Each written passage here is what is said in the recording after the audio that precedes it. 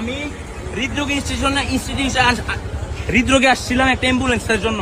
এদিকে একটা অ্যাম্বুলেন্স সেটা বলতেছে ওরা নষ্ট, এদিকে একটা অ্যাম্বুলেন্স আছে ওরা এটা বলতেছে এটা গাজীপুরের গাড়ি, ঢাকা শহরে চলবে না।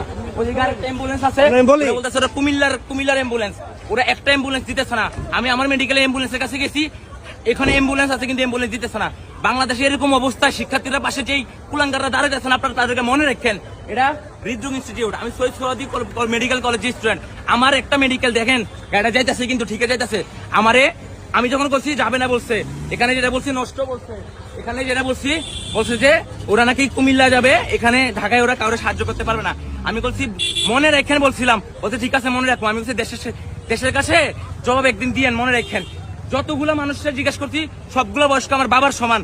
আমি ছাত্র, আমার বয়স 23, আমার সাহসের যোগ্যতা আছে, এগুলো একটা সাহসে কুলায় না।